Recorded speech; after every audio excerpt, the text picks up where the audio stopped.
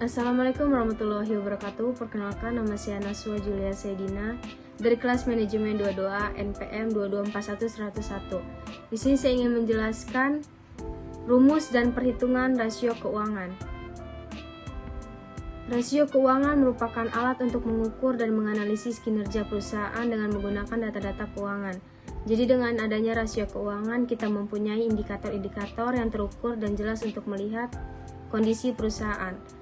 Rasio didapatkan dari hasil pengelolaan data-data keuangan di mana terdapat 4 jenis rasio, yaitu rasio profitabilitas, rasio likuiditas, rasio solvabilitas, dan rasio aktivitas. Macam-macam rumus dan perhitungan rasio keuangan.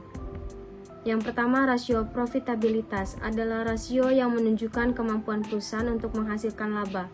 Fungsi rasio profitabilitas dapat membantu kita dalam menganalisis kelangsungan hidup perusahaan. Cara menghitung rasio profitabilitas dengan menggunakan gross profit margin, net profit margin, return on investment, dan return on asset. Berikut adalah rumus-rumus rasio profitabilitas. Yang pertama, gross profit margin adalah rasio yang menunjukkan kemampuan perusahaan untuk menghasilkan laba kotor dari setiap penjualan atau pendapatan. Semakin besar nilainya, maka akan semakin baik. Rumus gross profit margin yang bisa kalian gunakan yaitu gross profit margin sama dengan penjualan neto dikurang cost of goods sold dibagi penjualan neto kali 100%. Yang kedua, net profit margin adalah rasio yang menunjukkan kemampuan perusahaan menghasilkan laba bersih dari setiap penjualan atau pendapatan. Semakin besar nilainya, maka akan semakin baik. Rumus net profit margin yang bisa kalian gunakan yaitu net profit margin sama dengan laba bersih setelah pajak dibagi penjualan neto kali 100%. Yang ketiga, operating income ratio adalah perhitungan ini digunakan untuk mengukur kemampuan perusahaan dalam mendapatkan laba operasi sebelum bunga dan pajak dari penjualan. Rumus rasio keuangan untuk operating income ratio yaitu operating income ratio sama dengan penjualan neto dikurang cost of goods sold dikurang earnings before interest dan taxes dibagi penjualan neto kali 100%. Yang keempat, return on investment adalah rasio yang menunjukkan kemampuan perusahaan menghasilkan laba untuk menutupi investasi yang dikeluarkan. Semakin besar nilainya, maka akan semakin baik. Rumus return on investment yang bisa kalian gunakan yaitu return on investment sama dengan earnings after tax dibagi jumlah aktiva kali 100%. Yang kelima, return on asset adalah rasio yang menunjukkan kemampuan perusahaan menghasilkan laba melalui semua aset yang dimiliki. Sama seperti yang lain, semakin besar nilainya, maka akan semakin baik. Rumus return on asset yang bisa kalian gunakan yaitu return on asset sama dengan laba bersih dibagi total aktiva 100%. Yang kedua, rasio likuiditas adalah rasio yang menunjukkan kemampuan perusahaan untuk memenuhi kewajiban finansial jangka pendek seperti hutang pinjaman, hutang gaji, dan lain-lainnya. Cara menghitung rasio likuiditas dengan menggunakan current ratio, quick ratio, dan cash ratio. Berikut adalah rumus-rumus rasio likuiditas. 1. Current ratio adalah rasio yang menunjukkan kemampuan perusahaan membayar hutang lancar menggunakan aset lancar. Tentu saja semakin besar nilainya, maka akan semakin baik. Rumus current ratio yang bisa kalian gunakan yaitu current ratio sama dengan aktiva lancar dibagi hutang lancar kali 100%. Yang kedua, quick ratio adalah rasio yang menunjukkan kemampuan perusahaan membayar hutang lancar menggunakan aset lancar tanpa memasukkan persediaan. Semakin besar nilainya, maka akan semakin baik. Lalu dikatakan sehat jika hasilnya lebih besar dari 1. Rumus quick ratio yang bisa kalian gunakan yaitu quick ratio sama dengan kas ditambah efek ditambah piutang dibagi hutang lancar kali 100%. Yang ketiga ada cash ratio adalah rasio yang menunjukkan kemampuan perusahaan membayar hutang lancar menggunakan kas dan setara kas. Lagi-lagi kalau nilainya semakin besar tentu semakin baik. Lalu dikatakan sehat jika hasilnya lebih besar dari 1. Rumus cash ratio yang digunakan yaitu cash ratio sama dengan kas ditambah efek dibagi hutang lancar. Yang ketiga, rasio solvabilitas adalah rasio yang menunjukkan kemampuan perusahaan untuk memenuhi semua hutang jika perusahaan dilikuidasi. Cara menghitung rasio solvabilitas dengan menggunakan debt to asset ratio dan debt to equity ratio. Rumus-rumus rasio solvabilitas adalah sebagai berikut. Yang pertama, debt to asset ratio adalah rasio yang mengukur besar dana yang berasal dari hutang. Nah, yang ini agak sedikit berbeda karena semakin nilainya kecil maka akan semakin baik. Rumus debt to asset ratio yang bisa kalian gunakan yaitu rasio utang terhadap aktiva sama dengan jumlah seluruh liabilitas perusahaan atau total aset milik perusahaan kali 100%. Yang kedua, debt to equity ratio adalah rasio yang mengukur besarnya modal yang berasal dari hutang sama dengan rasio sebelumnya. Semakin kecil nilainya rasio ini maka semakin baik. Rumus debt to equity ratio yang bisa kalian gunakan yaitu rasio utang terhadap ekuitas dibagi jumlah seluruh liabilitas dibagi ekuitas pemegang saham kali 100%.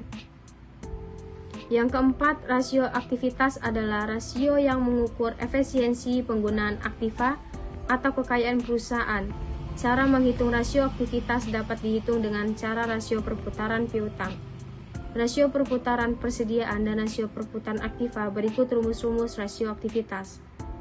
Yang pertama, rasio perputaran piutang adalah rasio yang mengukur efektivitas pengelolaan piutang. Semakin tinggi nilainya maka akan semakin efektif. Rumus rasio perputaran piutang yang bisa kalian gunakan yaitu perputaran piutang sama dengan penjualan dibagi piutang rata-rata kali 100%. Yang kedua, rasio perputaran persediaan adalah rasio yang mengukur efektivitas pengelolaan persediaan barang dagang. Jika nilainya makin tinggi maka akan makin efektif. Rumus rasio perputaran persediaan yang bisa kalian gunakan yaitu perputaran persediaan sama dengan penjualan dibagi persediaan kali 100%. Yang ketiga, rasio perputaran aktiva tetap adalah rasio yang mengukur kemampuan perusahaan menghasilkan penjualan dengan aktiva tetap yang dimiliki. Nggak beda jauh dengan rasio perputaran yang lain. Makin tinggi nilainya maka akan semakin efektif. Rumus rasio perputaran aktiva yang bisa kalian gunakan yaitu perputaran aktiva tetap sama dengan penjualan dibagi aktiva tetap kali 100%. Yang keempat, perputaran aktiva total. Rasio ini melibatkan aktiva lancar dan aktiva tetap. Di mana semakin besar rasionya, maka akan semakin efektif perusahaan bisa memanfaatkan seluruh aktivanya terhadap konversi penjualan. Berikut rumus rasio-rasio keuangan ini. Perputaran aktiva total sama dengan penjualan dibagi total aktiva 100%. 5. Perputaran rata tagihan. Rasio ini mengukur seberapa lama waktu yang dibutuhkan perusahaan untuk menerima tagihan dari konsumen dalam 1 tahun. Rumus rasio keuangan untuk perputaran rata tagihan adalah sebagai berikut. Perputaran rata tagihan sama dengan piutang kali 365 dibagi penjualan kali 100%. Yang terakhir, perputaran modal kerja. Mengukur tingkat perputaran modal kerja bersih yaitu perbandingan antara aktiva lancar dan hutang lancar terhadap penjualan dalam satu periode. Rumus rasio keuangan untuk perputaran modal kerja adalah sebagai berikut. Perputaran modal kerja sama dengan penjualan dibagi aktiva lancar hutang lancar dikali 100%. 5. Rasio investasi. Pengertian rasio investasi adalah merupakan rasio yang mengukur kemampuan perusahaan dalam memberikan kembalian atau imbalan kepada para pemberi dana, khususnya investor yang ada di pasar modal dalam jangka waktu tertentu. Tujuan dari financial analisis rasio ini adalah memiliki nilai manfaat bagi para investor sesuai fungsi laporan keuangan bagi investor untuk menilai kinerja sekuritas saham di pasar modal. Metode analisis rasio keuangan. Yang pertama, analisis common size adalah membandingkan perubahan dalam pos-pos dengan total, aktiva, pasiva, dan penjualan. Perbandingan ini disajikan dalam presentasi per komponen dalam laporan keuangan, baik laporan neraca maupun laba rugi. Dalam analisis ini, perusahaan akan mendapatkan informasi berupa komposisi investasi dan struktur modal pasiva. Komposisi investasi yang dimaksud adalah posisi relativitas aktiva lancar terhadap aktiva tetap, sedangkan struktur modal menggambarkan relativitas utang perusahaan terhadap modal sendiri. Analisis common size dilakukan juga membandingkan data-data laporan keuangan perusahaan periode berjalan dengan sebelumnya, bandingkan antara kompetitor atau perbandingan dengan industri. Yang kedua, analisis time series dan forecasting. Analisis ini digunakan untuk membandingkan data keuangan pada periode tertentu, terutama sebagai bahan peramalan atau proyeksi kondisi keuangan di masa depan. Dalam analisis ini ada beberapa poin yang harus diperhatikan, di mana poin-poin tersebut mempengaruhi perubahan struktur keuangan, yaitu peraturan pemerintah, perubahan kompetisi, perubahan teknologi, dan juga akuisisi. Analisis ini juga bisa dilakukan dengan 3 pendekatan, yaitu ekonomi, statik, dan visual. Biasanya analisis time series ini menggunakan indeks berupa angka-angka. Beberapa langkah yang harus diperhatikan dalam melakukan analisis time series, yaitu pertama, menentukan tahun dasar. Penentuan tahun dasar bisa berdasarkan tahun pendirian, tahun perubahan struktur organisasi, tahun proyek, atau tahun-tahun dalam momen tertentu. Pos laporan keuangan tahun dasar nantinya dicatat sebagai indeks 100. Yang kedua, menghitung angka indeks. Tahun lainnya menggunakan angka pos laporan keuangan tahun dasar sebagai penyebut. Ketiga, memprediksi arah dan kecenderungan historis pos laporan keuangan. Terakhir, memberikan keputusan atas analisis tersebut. Berikut adalah contoh soal 1 dari laporan pada perusahaan. Yang kedua, ada contoh soal dari laporan sebuah perusahaan. Terima kasih.